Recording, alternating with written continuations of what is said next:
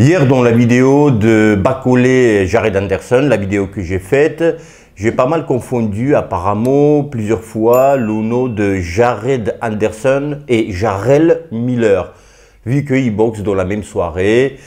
Et vous m'avez repris, Dato, c'est pas Jarrell, c'est Jared. Bon, tout le monde a compris dans la vidéo, mais vous m'avez charrié.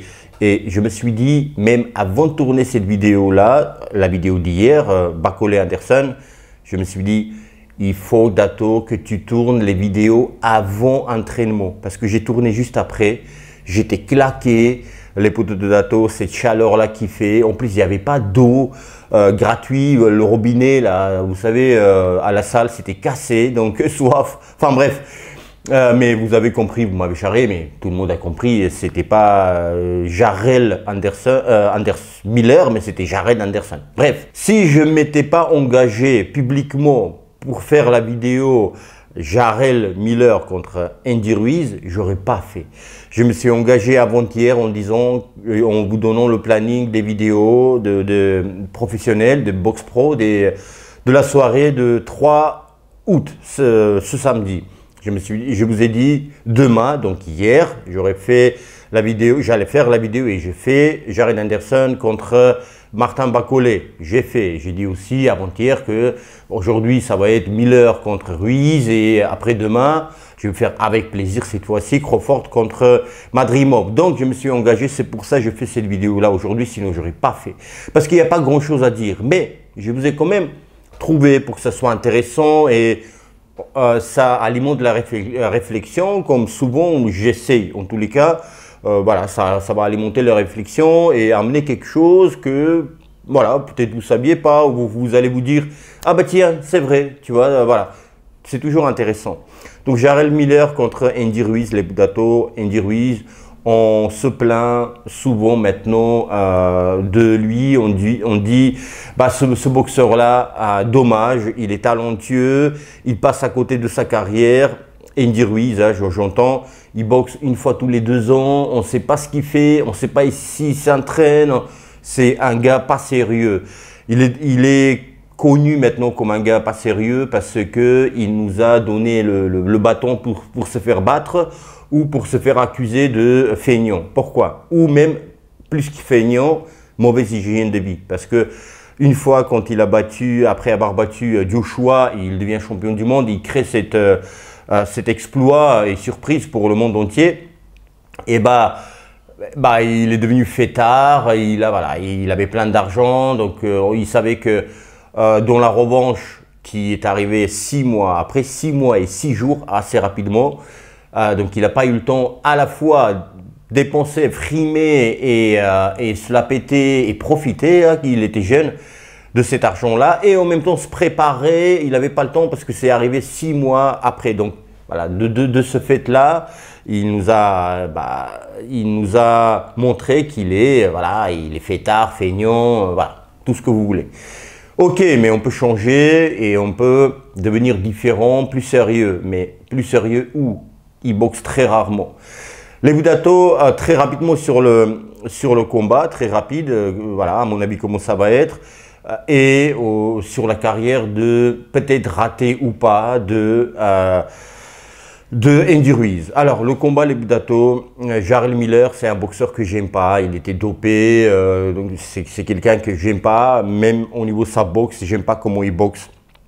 Très lourd, il va être plus lourd que Andy Ruiz. Andy Ruiz, les Dato, j'espère, outre que c'est à côté de l'analyse, j'espère, c'est pas ça les analyses, mais tout d'abord, j'espère que Andy Ruiz va l'envoyer embrasser le tapis, ça j'espère.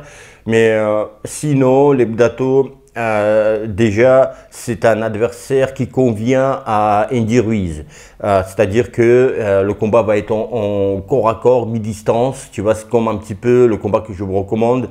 C'est Chris Arreola contre Andy Ruiz. Andy Ruiz va au tapis, 2e reprise. Et c'était la guerre pendant 12 reprises, je crois, 12 reprises. Ça a duré donc 10 ou 12, je crois que c'est 12. C'est extraordinaire le combat. J'ai remarqué aussi quand Andy Ruiz, on voit ses plus beaux enchaînements et il donne tout dans sa force. l'adversaire ne tombe pas pendant plusieurs rounds, il devient frustré, il commence à s'énerver et faire des erreurs. Ce qui était aussi contre Areola, il envoyait en plein tête à Areola tombait pas.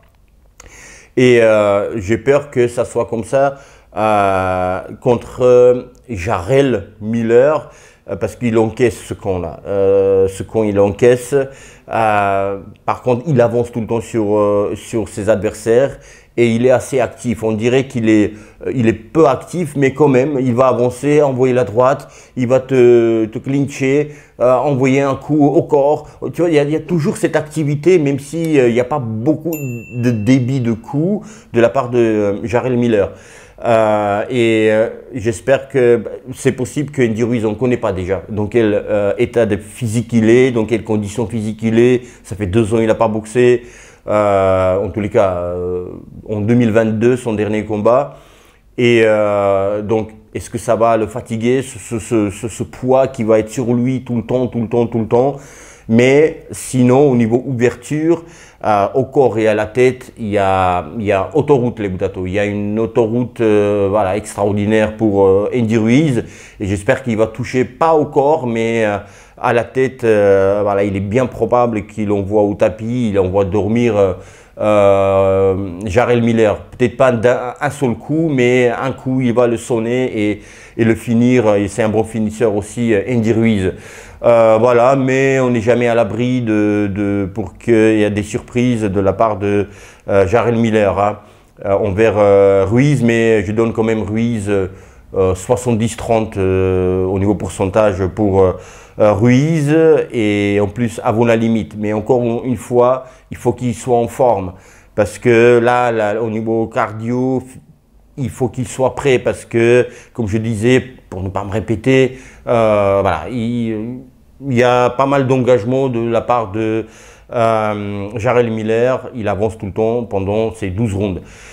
Il y a ça, les Butatto, et sinon sur Ruiz. Alors, Andy Ruiz, les Butatto, est-ce qu'il a raté sa carrière? 34 ans quand même, hein, quand il a boxé, quand il a battu Joshua, je ne sais plus quelle année c'était, il était beaucoup plus jeune, hein. C'était, je vais vous dire de suite, 19. Tu vois, 2019, il avait 29 ans, pas encore 30 ans, il devient champion du monde.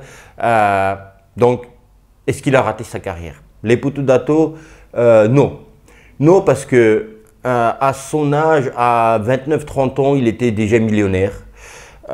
Il a eu déjà à 29-30 ans 2 fois chance mondiale. Donc, il a boxé pour les titres mondiaux 2 fois dans sa carrière. Il y a des boxeurs qui espèrent et ils ont du talent de faire ne serait-ce avoir une chance mondiale. Ils n'en ont pas. Lui, il en avait 2. Mais voilà, ce côté-ci, il a fait une superbe carrière. Il a mis à l'abri sa maman comme il en rêvait. Il a parlé, il en rêvait de faire et il a parlé pas mal dans ses interviews. Et c'est bravo à lui. Hein. Et il a mis aussi lui à l'abri. Maintenant, il y a autre chose aussi, comment il a géré son argent, les Butatto. Est-ce qu'il s'est acheté des Ferrari ou il a placé dans les murs son argent? Voilà ce qui est intéressant. Les plus intelligents, ils placent dans les appartements, maisons, etc. Donc, selon comment est-ce qu'il est fauché ou pas. Donc, pour moi, il n'a pas raté. Maintenant, quand vous dites, les gens ils disent, ah bah il a raté un petit peu sa carrière, je comprends. Je vous comprends à 100% parce que ce que vous vous dites, et moi, dont moi, c'est qu'il peut faire davantage. Il pouvait faire plus. Tu vois, voilà, il a des qualités pour en faire plus, tu vois, t'as des poids lourds qui se rencontrent. Hein. Maintenant, il n'y a pas de complexe hein, grâce à l'Arabie Saoudite. On voit Bakole Anderson maintenant. Donc, tu vois, il aurait pu faire des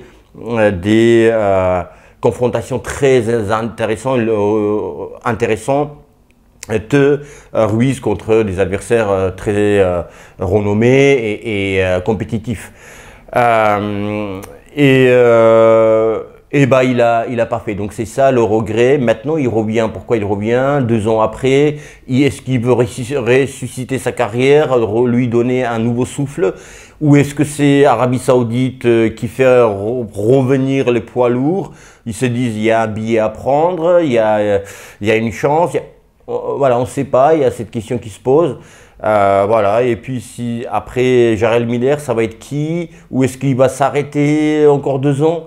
Voilà, il y a ces questionnements les questions qu'on se pose. Moi, ce que je veux, là, ils battent Miller, ce qui est pas, ça va être pas simple. Là, il peut le battre en ronde, comme ça peut être très difficile. Tu vois, on connaît Jarrell Miller qui est très chiant à boxer, et Andy Ruiz, on ne sait pas dans quel état il est.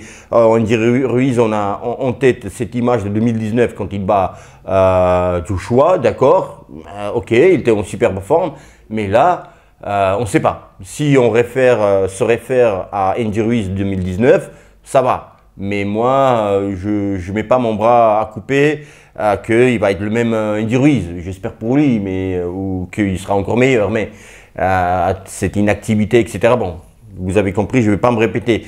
Et je veux qu'il batte Miller et puis fasse encore un combat avant la fin de l'année. Tu vois? Et puis voilà, pour faire redémarrer sa carrière en 2025 et boxer en Arabie Saoudite dans des superbes soirées avec des adversaires extra. Donc voilà les Boudato, petite analyse de ce combat. Dites-moi ce que vous pensez. Est-ce que Andy Ruiz vous manque dans le circuit? Est-ce que vous avez plus d'infos que moi? Est-ce qu'il est en forme? Est-ce que vous avez vu des images? Quel poids il fait, etc. Ça m'intéresse. Pour vous, au niveau pourcentage, quelle chance vous donnez? Pour moi, 70-30, j'ai dit, je dirais même 65-35, tu vois. Voilà, j'irai pas au-delà. 60-40 peut-être, parce que je connais pas je connais pas Andy Ruiz. J'aurais dit 80-20 pour Ruiz. Je sais pas, je dis ça comme ça, mais si voilà, on connaissait Ruiz, il serait actif, dans quelle forme il est. Mais là, on ne sait pas, donc tu vois, allez, 65-35, voire 60-40. Oui, j'ai sauté de 70-30 à 60-40 pour Ruiz. Voilà. Voilà les Boudato, même non, 65-35 pour Ruiz, parce qu'il a quand même le punch. Voilà, c'est ça qui est plus-value sur